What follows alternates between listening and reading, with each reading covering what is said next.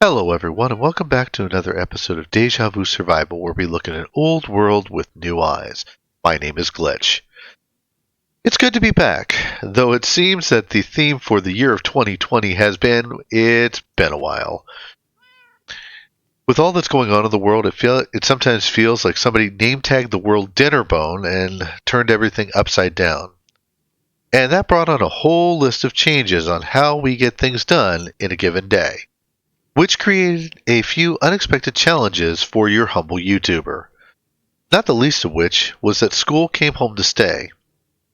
It's been a great journey, though it does mean that a lot of the daily tasks of life get pushed into the evening, which is the only time that I can record. I deeply appreciate all the support that you guys have given me over the past year. In truth, I have often been taken aback by something that started as a project for an elective university class and yet has become something so enriching in my life. That being said, while I do plan on continuing to create content, we are going to have to shift the plan a bit. In episode 19, I concluded by mentioning that we were going to look for the Bastion. And that, however, is a new feature, which means a good bit of searching, which has proven a touch difficult because I can't guarantee if I'm going to need to drop what I'm doing and meet the needs of the day. And I'd rather not have that happen while I'm sitting on a strider in the middle of a lava lake getting fireballed by ghasts. 'Cause that ain't gonna end well. So for now, I'm going to spend some time focusing on projects here in the overworld, and I still plan on raiding a bastion, though the search will probably be done mostly off camera, or I'm going to record it without commentary and then figure out a way to include it as a time-lapse montage. But for now, I want to thank you for your understanding and continued support, and let's dive into today's project, shall we? Which will involve a little local exploration so we can work towards some improvements here at the Cleft 2.0. At present, our Nether Portal is in a little room at the top of this mountain. And I would like to find a way to connect it to our base here at the base of the mountain. Now, while I could use scaffolding once we find bamboo, or even the new warped or crimson vines, I have always preferred the bubble column elevator. Now, I have a design in mind for that, but we are going to need some honey blocks. I could use slime blocks, but aside from the bounce, honey blocks work in exactly the same way. And they're also farmable with a relatively simple redstone device rather than a large-scale farm. Now, while we're looking for the bees, however, I do want to take a couple of moments to cover something I talked about way back in episode 3. Normally, I enable the coordinates on my world, which you can see in the upper left-hand corner of the screen. But there is another option for finding your way by using a compass. In version 1.16, when the lodestone was added, we gained the ability to set our spawn in the nether, and also to add a waypoint in that location. On its own, in the overworld, however, a compass will always point to the world spawn, not necessarily to 0, 0. It'll be the first block you were standing on when the world was created. So, if you recall, when I started this series, we showed up right about where that first cobblestone pillar is standing. So the needle is pointed over there. Now, let's go ahead and go closer to that and see what happens. So now as we get closer to the pillar, you'll notice that the needle points directly at it, but if we walk past it, it continues to point in that direction. Now, and even if we walk right up to it and kind of walk around it, you'll notice it sort of spins around, always pointing at this block. Now, the only way to alter your world spawn is with commands, and I'm not going to do that for now, because Bedrock Edition achievements are tied to an Xbox Live account. And because of that, if you enable cheats to use commands, you permanently lose the ability to earn achievements in that world. And since I'm probably going to, at some point in the future, cover how achievements work, we'll leave that go for now. The other use you have for a compass is to create a map. Now, in Bedrock Edition, there are two kinds of maps. There is the empty map, like this one we found when we went looking for buried treasure, which will simply show you the surrounding area. If, however, you take a compass and combine it with paper in a crafting table, you will get an empty locator map. And the empty map is simply made by removing the compass and adding an additional paper. The difference being the locator, while the empty map will simply show you the area around you, the locator map will show you the area, but also there will be that little white pointer that represents the player, and it will show what direction you're going in. Now, whenever you start up one of these maps, you will have that little section down in the corner that will be empty, and you simply need to walk towards it to fill it out. I'm going to go ahead and do that quick, and I'll be right back. There we are, all filled out. Now, one of the other things you can do with a map is you can create a copy of it using our cartography table, as well as you can rename the map. You can also scale it out to, in essence, make the image higher and therefore show more of the surrounding area. I'm not going to do that for the time being because I want to cover other things. But for now, I think we're going to go ahead and hang our map here on the wall. And also, when you place a map in an item frame, you will have that little green marker which shows where the map is hung, but also any of the other areas that are unfinished you would see as part of the item frame. But for now, we're going to go ahead and leave our map here on the wall, and we'll come back to it in a little bit. But let's go ahead and head out so we can find our busy little friends. Now, bees can occur in any variation of the forest or birch forest. They can also occur in plains, sunflower plains, and the flower forest. It's also possible for them to generate when you have an oak or a birch is bone mealed right within 2 blocks of a flower, according to the wiki. Now, the chances on that are pretty low, but you can go ahead and try that if you're kind of in a pinch. For now, I decided to come to this area beyond our beyond the village, this area over here, because our village is just over that way beyond those waterfalls. And the first time I found, oh, hello, there's what I think it is. I believe that's another village.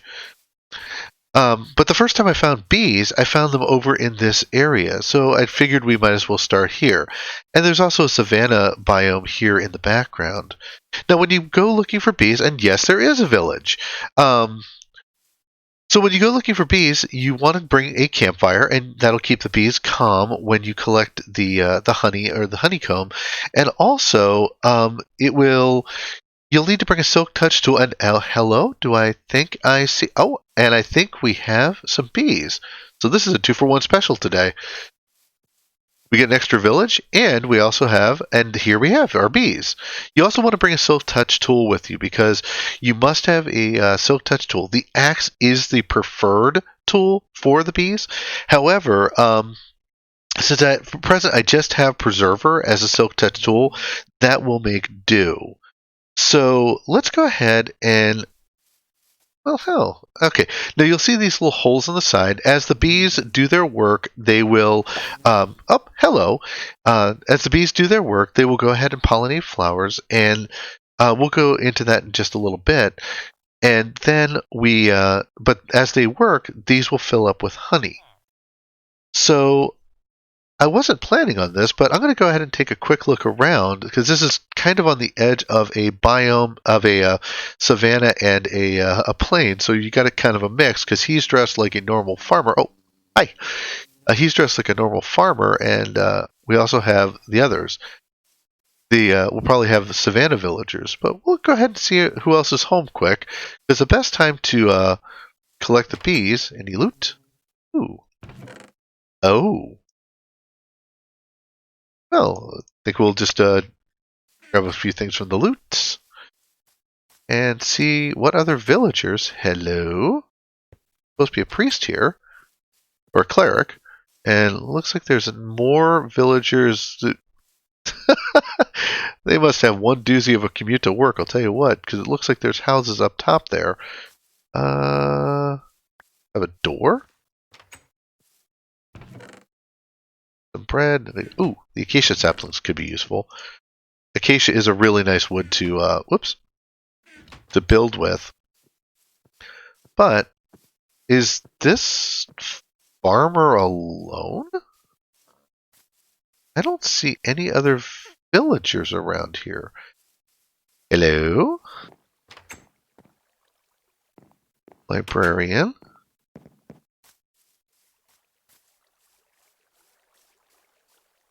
Huh. Well, there's some more buildings up there. We can check up there, but at present, it looks like this poor guy is all alone. Got any decent trades? Oops. Fell in his garden. Potatoes, and you want some bread. Well, I don't have enough, so we'll go with that later. Hi, chicken. Here, you can have that. Goodness. I'm gonna have to try and figure out how to get up there, because unfortunately those these savannah villages can sometimes be here in the shattered savannah. I mean, not shattered. Sorry, in the savannah, it can be kind of a precarious thing. Well, I see particles up there. Let's take a quick look.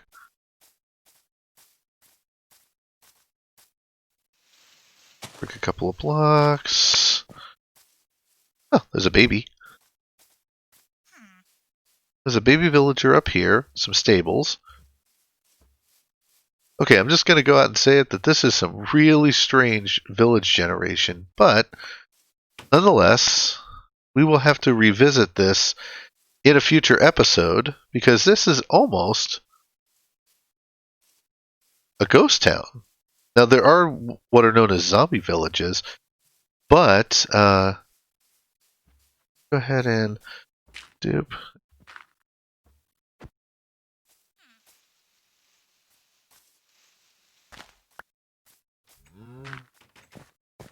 Hear doors opening and closing.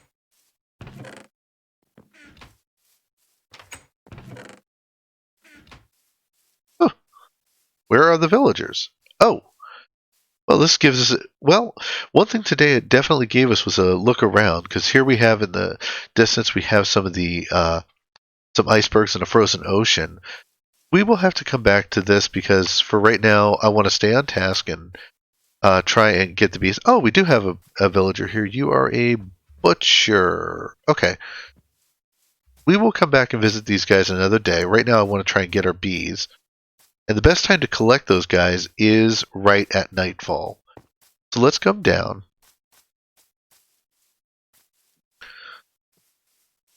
And see, now that nest was right there.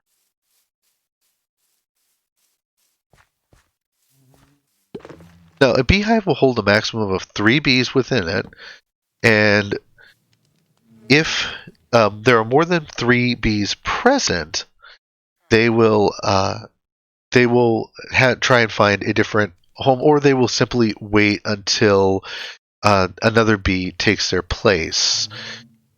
So now, because now the one problem is right now we have no way of knowing how many bees are in there. Although bees tend to return to the hive at night, and there goes one, and I want at least 2 because we want to be able to breed them. And oh, hello, grab that so I can have some melon seeds. All right, let's wait for our. I'm going to go ahead and wait for our bees to come back. And sun is where is the sun? Oh, sun's starting to get a little bit on the low side. Once we get to closer to nightfall, I will probably go ahead and grab the bees. And okay, there's 2 of them right there. I'm gonna go ahead and place a bed down. And if they come back, I will cut to collecting the nest. But for right now, I'm gonna go ahead and wait for them to come back to their nest, and I will be right back. Okay, so as far as I can tell, the second one just went in, so we're going to go ahead and just quick grab that. Ow! Okay. Now, hopefully I've got the two bees in there. One of them came out, but I don't see any of the other ones. If you break their nest, they can also become hostile towards the player. However, let's go ahead and I'm going to collect up our campfire.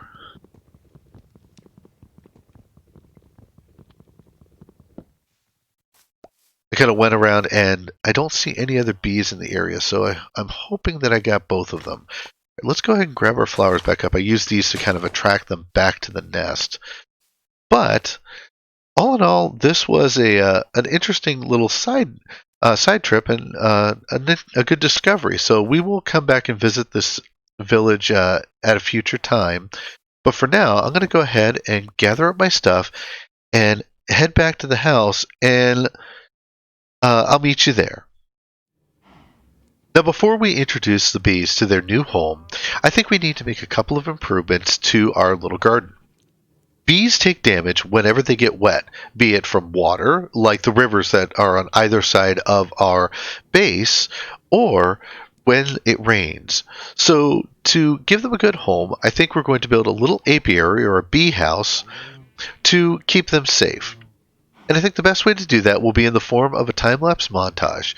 So while I do that, please enjoy a little music from the YouTube audio library. Let's get started.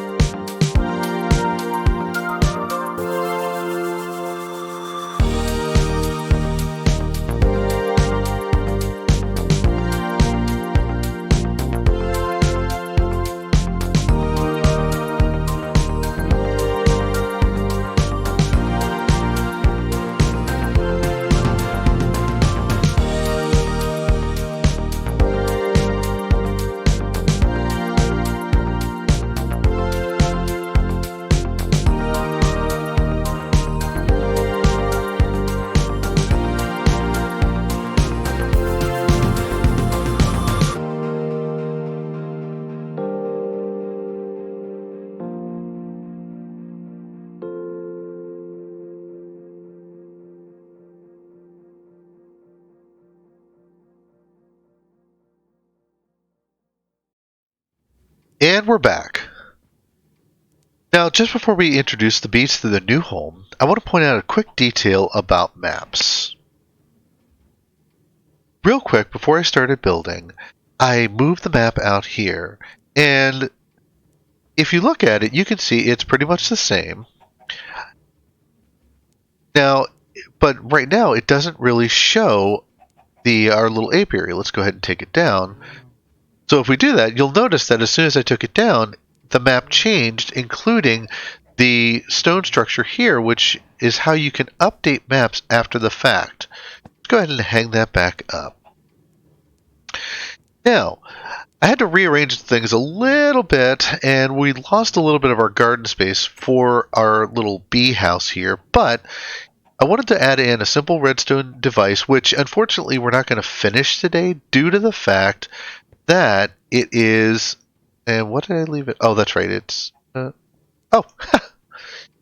Oh, due to the fact that it is going to require one bottle of honey in order to get this started. But I figured I wanted to get it in before before we introduced the bees. And incidentally, this is also not an original design.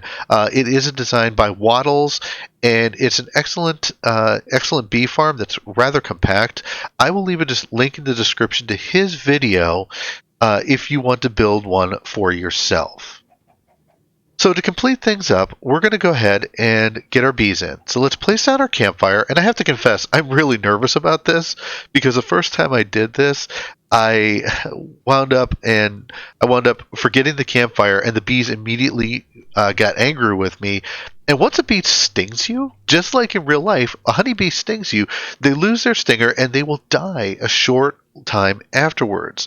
Now, in Java Edition, it doesn't seem to be an issue to have the campfire under there when you place down your bee's nest. In Bedrock, it does, and the first time I did this, I tried it without, and I lost all my bees. So now that the campfire's in, let's go ahead and make sure the door is shut, and we're going to place in our bees right against the dispenser. And that is not going to help. Where is the... Oh dear, I put it in backwards. Okay, what we're going to do is real quick, pop it out, and I'm going to place a temporary block here because you want the holes we saw earlier. I believe that they are directional. Let's go ahead and try that, and break that, and there they go. And that should allow the bees to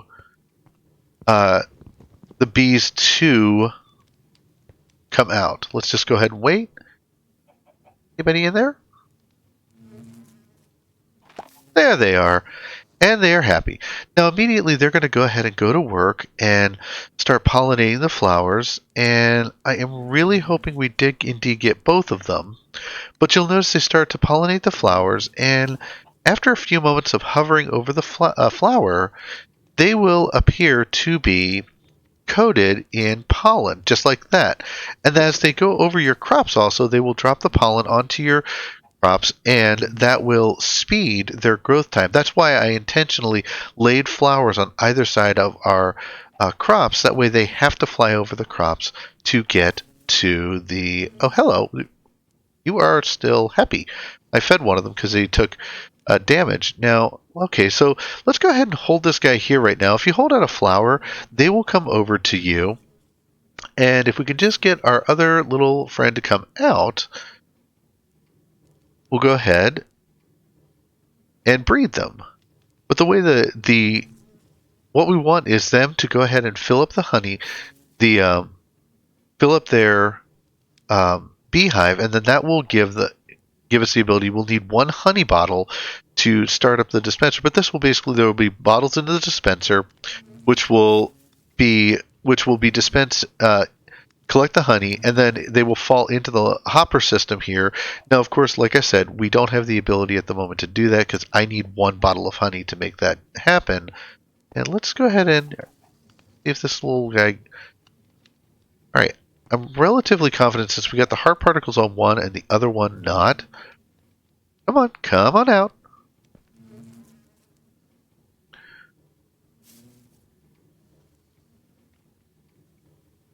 And hello. There we go. Now we have both of our bees out here. Now let's go ahead and see if we can get these guys together. Hello. Hello. Let's go ahead and, if you right click on one and right click on the other, they will come together and you will get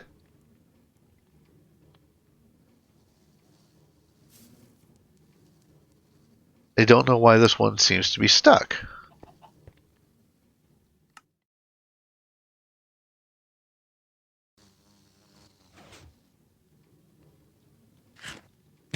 Okay, I relogged out and relogged in, and that seems to have worked, and we have ourselves a little baby bee. And I have to say, these guys have got to be about the cutest little thing that the mob that they've added to the game in recent history.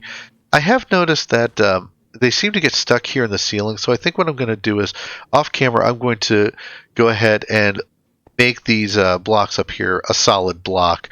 It'll be a little less height in the room, but it seems it'll help them not get stuck. Now, for right now, though, I'd love to get started on honey blocks. We are going to have to we're going to have to call this quits for today because I need these guys to give me some honey before we get that. So for now, I think we'll let nature take its course, and we will go ahead and end the episode for today. The next time, I want to take a look at some of the biomes. We had a chance to check out a little bit of the edge of the savannah, but also, before I totally destroy the beach that I've been using to get all the sand that I'm using for windows, I think we're also going to see if we can find a desert, and hopefully find a few treasures along the way. Once again, I want to thank you for all your support that you have given this channel. And I know this episode was a little bit different than was originally planned, but thank you for being a part of this journey. If you enjoyed this video, please consider giving it a like, and also consider subscribing if you want to see more content like this. My name is Glitch, and I do hope I'll see you next time for the next episode of Deja Vu Survival. Thanks for watching.